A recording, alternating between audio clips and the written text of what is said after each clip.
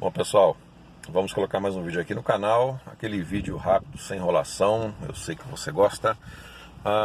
Seguinte pergunta: como é que eu faço para escutar meus MP3 nesse som, o som original Toyota, tá? Sem entrada para USB, né? Não lê MP3, observem aqui. Como é que eu faço? A dica é simples. Eu fui numa eletrônica e pedi para o técnico instalar um cabinho desse aqui, tá? Na saída auxiliar desse aparelho, tá?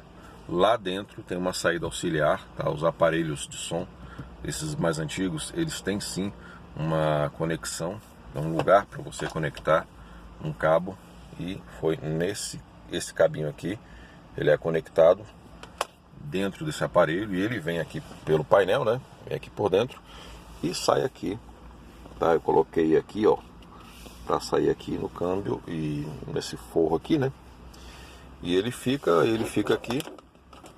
Ele tá comprido assim, mas se eu quiser deixar ele bem menorzinho, ele fica, tá? Aí eu plugo esse cabo diretamente no celular, então eu não tenho interferência nenhuma de nada, tá bom?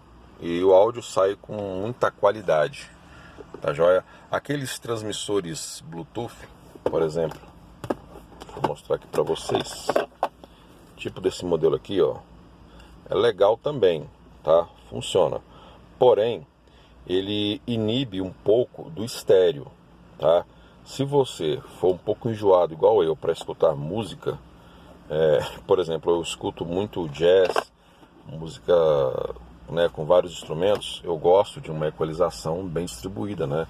Que aqui nas portas você escuta alguma coisa, na porta de trás outra coisa, o grave fica lá atrás. Então eu gosto de um som mais distribuído dentro do carro.